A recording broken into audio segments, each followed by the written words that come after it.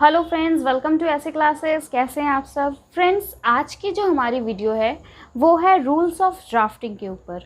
मतलब ड्राफ्टिंग करते वक्त हमें कुछ बातों को अपने माइंड पे रखना चाहिए जिससे हमारी ड्राफ्टिंग जो है वो सही हो। ओके, तो यहाँ पर कुछ रूल्स दिए गए हैं जिसको मैं आपको अच्छे से एलेबोरेट करती हूँ, अच्छे से समझाती हूँ, जिससे आप जब भी कोई ड्राफ्ट करो, लिखो, तो आपका ड्राफ्टिंग जो है वो बहुत ही अच्छे तरीके से प्रेजेंटेबल मैनर में हो। ओके, तो चलिए आज की ये रूल ऑफ ड्राफ्टिंग की वीडियो शुरू करते हैं। सो फ्रेंड्स, हमारे पास यहाँ पर 5 पॉइंट्स है। सबसे फर्स्ट है followers 5 rules of drafting.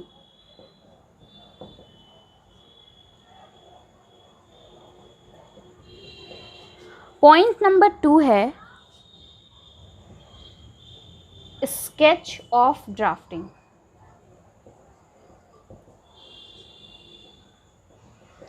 Point number 3 कहता है skeleton of drafting.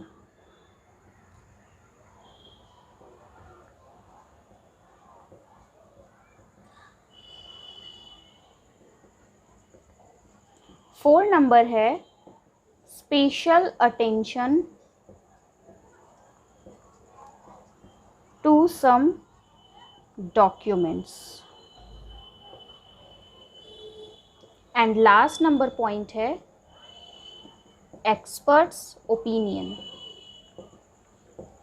So friends, सारे पॉइंट्स को हम अच्छे तरीके से समझते हैं और मैं ये सारे पॉइंट्स इसलिए भी आपको बता रही हूँ क्योंकि एग्ज़ाम में इससे क्वेश्चंस आते हैं। हमें पता है ड्राफ्टिंग में डायरेक्ट क्वेश्चन ही पूछे जाते हैं और रूल्स ऑफ ड्राफ्टिंग क्या है, ये बहुत ही इंपॉर्टेंट क्वेश्चन है जो हर बार एग्ज़ाम में आता रहता है। या तो आपको पूरा लिखने को दे दिया जाएगा या फिर सिर्फ ये फॉलोअर्स रूल बताओ, इस टाइप से स्केच बताओ, स्केलेटन बताओ। इस टाइप के क्वेश्चंस बहुत कॉमन है एग्ज़ाम में, इसलिए मैं आपको अच्छे से समझा रही हूँ। ओके, और ये आपके ड्राफ्टिंग लिखने के वे को भी बहुत अच्छे तरीके से सुधारेंगे।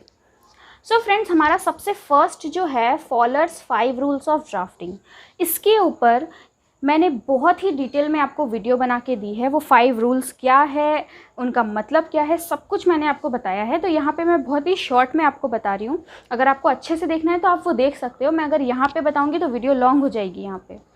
So friends, followers 5 rule of drafting में जो फॉलोअर हैं उन्होंने बताया कि अगर कोई भी एक अच्छा ड्राफ्टमैन बनना चाहता है तो उसको क्या क्वालिटीज़ अपने में दिखानी पड़ेगी। तो उन्होंने 5 बताया था। ओके, 5 में उन्होंने बताया था अगर हम ड्राफ्टिंग कर रहे हैं तो हमारा ड्राफ्टिंग जो है वो कैसा होना चाहिए। वो होना चाहिए, मैं यहाँ पे लिख के दिखाती हूँ, वो होना चाहिए direct, simple, brief, vigorous and lucid. उन्होंने ये 5 रूल्स बताए थे और इसके साथ साथ और क्या क्या रूल्स बताए थे मैंने आपको सब उस वीडियो में बता दिए हैं और ये सारे को बहुत अच्छे तरीके से एक्सप्लेन किया था इन सब का मतलब। तो ये 5 रूल्स हैं ड्राफ्टिंग के जो कि बहुत इंपॉर्टेंट क्वेश्चन है, एग्ज़ाम में हमेशा ये पूछा जाता है। ओके, सो यहाँ पे मैं इसे ज़्यादा एक्सप्लेन नहीं कर रही। नेक्स्ट है स्केच ऑफ ड्राफ्टिंग। ड्राफ्टिंग का स्केच क्या होता है? तो फ्रेंड्स, स्केच का मतलब हमें पता है आउटलाइन बनाना। हम ड्राइंग जब बनाते हैं तो अगर हमें स्केच पेंटिंग करनी हो तो हम क्या करते हैं, स्केच कलर से आउटलाइन बनाते हैं, आउटलाइन ड्रॉ करते हैं। ओके, वैसे ही स्केच ऑफ ड्राफ्टिंग का मतलब है हम क्या लिखने वाले हैं, क्या करने वाले हैं, डायरेक्ट कॉपी में ना लिख के हम अपने माइंड में सोचें कि हमें क्या क्या लिखना है, क्या क्या प्लान करना है। ओके, हम अगर डायरेक्ट कॉपी में लिखना स्टार्ट कर देंगे तो गड़बड़ हो सकती है। इसके लिए इसे हम ये कह सकते हैं प्री प्लान। हमें प्री प्लान करना चाहिए, मतलब अपने माइंड में ही सोच लेना चाहिए कि हमारा ड्राफ्टिंग का तरीका जो है वो कैसा होगा, किस टाइप का होगा, हमें सबसे फर्स्ट क्या लिखना है, सबसे फर्स्ट के बाद सेकंड में क्या आएगा। एक ड्राफ्टिंग को सजाना, स्केच करना, जिससे पढ़ने वाले के लिए भी इजी रहे और देखने वाले के लिए भी। जब भी हम कोई ड्राफ्ट देखते हैं तो हम उसमें देखते हैं कि कितने खूबसूरत तरीके से वो सजा कर लिखा रहता है, तो इसी को हम कहते हैं स्केच ऑफ ड्राफ्टिंग, ड्राफ्टिंग को अच्छे तरीके से स्केच के फॉर्म में सजाना। ओके, अब नेक्स्ट है हमारा skeleton of drafting. Skeleton of drafting का मतलब होता है फ्रेंड्स, अब जब हमने स्केच बना लिया तो स्केच में कलर्स भरना। हमने ये अगर स्केच बनाया तो अब हम इसमें कलर्स भरेंगे, यही है स्केलेटन। मतलब जब हमने स्केच बनाया था तो हमने अपने माइंड में सोचा था। अब स्केलेटन में क्या करेंगे, हम उन पॉइंट्स को अपने कॉपी में लिखना स्टार्ट करेंगे। ओके, हम नोट करेंगे सबसे पहले तो कि हमें क्या क्या पॉइंट्स लिखना है, क्या क्या लॉजिक रहेंगे उसके पीछे। ओके, हम कितना ज़्यादा से ज़्यादा सिंपल लैंग्वेज यूज़ करें। ओके, सिंपल लैंग्वेज के साथ साथ हम रिपीटिशंस को अवॉइड करें। अगर कोई चीज़ रिपीट बेसिस पर चल रहा है तो हम उसे अवॉइड करें। ओके, एक ही वर्ड को बार बार ना लिखकर एक ही बार में उसे क्लियर करें, जो कि हमने फॉलोअर्स 5 रूल्स ऑफ ड्राफ्टिंग में भी देखा था, जिसमें ब्रीफ था। ओके, अगर आप ये वीडियो देख लेते हो तो आपकी 50% प्रॉब्लम ड्राफ्टिंग के रूल को लेके ऐसे ही सॉल्व हो जाएगी, क्योंकि फॉलोअर ने हमें बहुत ही अच्छी तरीके से ऑलरेडी समझा दिया है। तो स्केच का मतलब हमें समझ में आया कि हमें अपने माइंड में सोचना है, और स्केलेटन का मतलब हुआ हमें स्केच में कलर्स भरने हैं। मतलब जो हमने सोचा अब हम उसे कॉपी में लिखेंगे, लेकिन बहुत ही सजाकर, बहुत ही ढंग से। ओके, उस ढंग में हम क्या क्या ध्यान रखेंगे कि हम रिपीट नहीं करेंगे, हम टफ लैंग्वेज का यूज़ नहीं करेंगे, हम हर फैक्ट के पीछे लॉजिक लिखेंगे, हम फैक्ट्स को गड़बड़ करके नहीं लिखेंगे। ओके, क्योंकि कोई भी लीगल पेपर्स वगैरह होते हैं बहुत ही सावधानी से लिखे जाते हैं, थोड़ी सी भी गड़बड़ पार्टीज़ के लिए बहुत हार्मफुल हो सकती है। ओके, एंड सबसे बड़ी बात, जब भी हम स्केलेटन ऑफ ड्राफ्टिंग करेंगे तो हम उसमें फॉलोअर्स 5 रूल ऑफ प्रिंसिपल को ज़रूर यूटिलाइज़ करेंगे। इसके बिना हम ड्राफ्टिंग नहीं करेंगे, इसीलिए ये फॉलोअर्स 5 रूल बहुत ही ज़्यादा इम्पॉर्टेंट है। ओके, एंड नेक्स्ट पॉइंट है हमारा special attention to some documents. Friends, अगर हम कोई ऐसा ड्राफ्ट लिख रहे हैं, सपोज़ हम कोई कन्वेंसिंग लिख रहे हैं, हम उसमें मॉर्गेज के ऊपर लिख रहे हैं, तो जो प्रॉपर्टी के पेपर्स हैं, किस प्रॉपर्टी को हम मॉर्गेज रख रहे हैं, ये सब डॉक्यूमेंट्स को तो अच्छे तरीके से इलाबोरेट करना बहुत ज़रूरी है। अगर ये डॉक्यूमेंट्स पे हम अटेंशन दिए बिना ड्राफ्ट करते हैं तो इसका कोई मतलब ही नहीं बनता है। तो कुछ हमारे ड्राफ्ट ऐसे होते हैं जिसमें डॉक्यूमेंट्स बहुत ज़्यादा मैटर करते हैं, तो वहाँ पे अगर जहाँ डॉक्यूमेंट्स हैं तो हम उसे अच्छे तरीके से प्रिस्क्राइब करें। पूरे डॉक्यूमेंट्स हम अपने ड्राफ्टिंग में भी बताएं कि हमने डॉक्यूमेंट्स जो है वो इनक्लोज कर रखे हैं। ओके, और डॉक्यूमेंट्स कितने पेज के हैं, क्या है, मतलब हमें पूरा एक नॉलेज उसको लिख देना पड़ेगा। ओके, अगर हम किसी कंपनी लॉ के ऊपर ड्राफ्ट कर रहे हैं, मतलब बहुत ही ज़्यादा इम्पॉर्टेंट हो जाता है। अगर डॉक्यूमेंट्स है तो डॉक्यूमेंट्स को अच्छे तरीके से अटेंशन देना बहुत इम्पॉर्टेंट है। अगर हम डॉक्यूमेंट्स के तरफ ध्यान नहीं देंगे तो जो हमने ड्राफ्टिंग करी है वो सब बेकार हो जाएगा, कोई मतलब नहीं बनता है। ओके, सो हर ड्राफ्टिंग के पीछे हम जिस एक्ट के ऊपर लिख रहे हैं उसका अपना अलग अलग इम्पॉर्टेंस है। उन सब को ध्यान में रखते हुए हमें डॉक्यूमेंट्स को स्पेशल अटेंशन देने की ज़रूरत होती है। Last but not the least, सबसे इम्पॉर्टेंट, एक्सपर्ट्स ओपिनियन।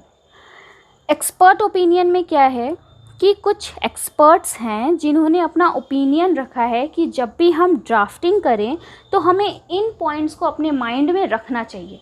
तो चलिए देखते हैं वो पॉइंट्स क्या है। सो फ्रेंड्स, एक्सपर्ट ओपिनियन में कुछ पॉइंट्स है, जैसे followers 5 rule of principle important था, सेम वैसे ही एक्सपर्ट ओपिनियन भी बहुत इंपॉर्टेंट है। डायरेक्ट क्वेश्चन आते हैं एग्जाम में कि एक्सपर्ट ओपिनियन क्या है ड्राफ्टिंग को लेके। तो चलिए यहाँ पे हम कुछ पॉइंट्स देखते हैं और इसे समझने की कोशिश करते हैं। सबसे फर्स्ट पॉइंट है सेल्फ एक्सप्लेनेटरी। हमारा ड्राफ्टिंग लिखने का तरीका ऐसा होना चाहिए कि वो सेल्फ एक्सप्लेनेटरी हो, मतलब ड्राफ्टिंग अपने आप में ही सब कुछ एक्सप्लेन कर दे, किसी और थर्ड पार्टी की ज़रूरत ना पड़े उस ड्राफ्ट को पढ़ने या समझने के लिए। इतने इजी लैंग्वेज में होना चाहिए और इतना एक्सप्लेन उसमें किया होना चाहिए, एकदम ब्रीफ में, ना ज़्यादा ना कम, इस टाइप से कि वो सेल्फ एक्सप्लेनेटरी हो। अगर ड्राफ्ट ही कोई पढ़ ले तो उसे सारे जितने भी उसके माइंड में क्वेश्चन हो उसका आंसर मिल जाए। ये बहुत ही इंपॉर्टेंट पॉइंट है। Second number point expert opinion में है सेटिस्फाइंग हिमसेल्फ, ड्राफ्टमैन। जो ड्राफ्टमैन हो वो जब ड्राफ्टिंग कर रहा हो तो सबसे पहले वो खुद सेटिस्फाई होना चाहिए। ओके, जो ड्राफ्टमैन है अगर वो ही सेटिस्फाई नहीं है, उसे ही क्लियर नहीं है कि वो बता क्या रहा है या फिर लिख क्या रहा है, तो सामने जो लेमन है जिसे लॉ की इतनी ज़्यादा नॉलेज नहीं है, कोई नॉर्मल पीपल है, उसे क्या समझ में आएगा अगर ड्राफ्टमैन को ही ठीक से नॉलेज नहीं है। मतलब अगर आप ड्राफ्टमैन हो, आप किसी ड्राफ्टिंग कर रहे हो, किसी चीज़ को लिख रहे हो, तो उस टाइम पे आपको पहले वो पढ़कर खुद को सेटिस्फाई करना होगा कि हाँ मैंने सारे पॉइंट सही लिखे हैं, देन आप एक्सपेक्ट कर सकते हो कि आपके सामने वाले को भी वो समझ में आए। थर्ड नंबर पॉइंट है क्लियर टू एनी पर्सन। आपका ड्राफ्टिंग सिर्फ ऐसा नहीं होना चाहिए कि किसी भी जिसको लॉ की नॉलेज है उसे समझ में आए, आपने उसमें ढेर सारे मैक्सिम्स लिख दिए, ये सब बिल्कुल नहीं होना चाहिए। क्योंकि ड्राफ्टिंग हम करते हैं तो वो ज़्यादातर नॉर्मल पर्सन के लिए ही करते हैं, एक ले मैन के लिए करते हैं जिसे लॉ की इतनी समझ नहीं है, इसलिए तो उसने आपको कहा है ना लिखने के लिए।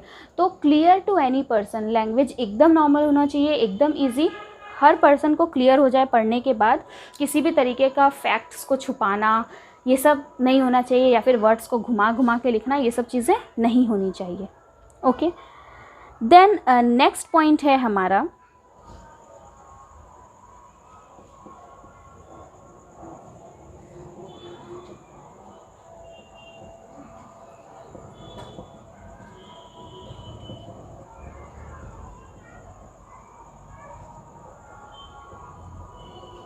Document should be divided into paragraph. जो भी हम डॉक्यूमेंट्स बना रहे हैं उसको हम बड़े बड़े नहीं लिखकर, ऐसा नहीं हो कि हमने पूरा स्टोरी लिख दिया, ऐसा नहीं होना चाहिए, बल्कि हमें उसमें अच्छे से क्लॉज मेंशन करना चाहिए, पॉइंट्स दे दे के हमें छोटा छोटा लाइंस बनाना चाहिए, जिससे हर एक पॉइंट्स पढ़ने वाले को क्लियर हो जाए। कुछ ज़्यादा ही बड़ा पैराग्राफ भी नहीं होना चाहिए, शॉर्ट पैराग्राफ होना चाहिए, जिससे किसी भी पर्सन को पढ़ के क्लियर हो। और अगर बहुत ज़्यादा हम ऐसे स्टोरी बेस पे लिख देंगे तो पढ़ने वाले के लिए भी ये बोरिंग हो जाएगा और बहुत सारे पॉइंट्स को वो मिसलीड कर सकता है। ओके, फिर एक पॉइंट है एक्टिव टू पैसिव। मतलब जब हम ड्राफ्ट कर रहे हो तो हमें पैसिव लैंग्वेज का यूज़ बिल्कुल भी नहीं करना है, हमें ज़्यादा से ज़्यादा एक्टिव का यूज़ करना है। ऐसा क्यों? क्योंकि पैसिव में हम बातों को घुमा कर करते हैं। एक्टिव टू पैसिव, ये जो वॉइस है, ये मैंने आपको वॉइस की वीडियोस बना भी रखी है, आप उसमें देख सकते हैं कैसे बनता है, ये सेंटेंसेस क्या होते हैं। तो हमें एक्टिव का यूज़ करना चाहिए, पैसिव का बिल्कुल भी नहीं। एक्टिव डायरेक्ट बात को करता है और पैसिव घुमा घुमा कर करता है, और लीगल लैंग्वेज में घुमा घुमा के बात नहीं होना चाहिए।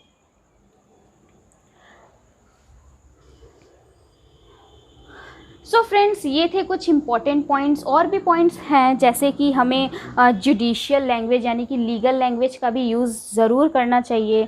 फिर है कि हमें फैक्ट्स को मिसलीड नहीं करना चाहिए, फैक्ट्स को छुपाने नहीं चाहिए, जो भी लिखे वो लेमन के लिए नॉर्मल हो, इजी हो, ये सब पॉइंट्स हम लिख सकते हैं। ओके, मैंने यहाँ पे आपको कुछ पॉइंट्स बता दिए जो कि इम्पॉर्टेंट है। अगर आपको इससे रिलेटेड नोट्स चाहिए तो आप मुझे कमेंट कर सकते हैं। एंड फ्रेंड्स, अगर आपको किसी भी चीज़ को समझने में दिक्कत हो रही है, क्लैरिटी नहीं आ रही है, तो आप मुझे कमेंट करके पूछ सकते हैं या आप मुझे व्हाट्सअप कर सकते हैं। ओके, मैंने अपना नंबर दे रखा है। तो फ्रेंड्स, ये थी हमारी आज के कुछ रूल्स। ओके, मैंने आपको यहाँ पे एक्सपर्ट ओपिनियन भी क्लियर कराया, फॉलोअर्स 5 रूल्स भी क्लियर कराया, ड्राफ्टिंग लिखते वक्त किस किस बातों को हमें ध्यान में रखना है, मैंने आपको वो सब कुछ क्लियर कराया।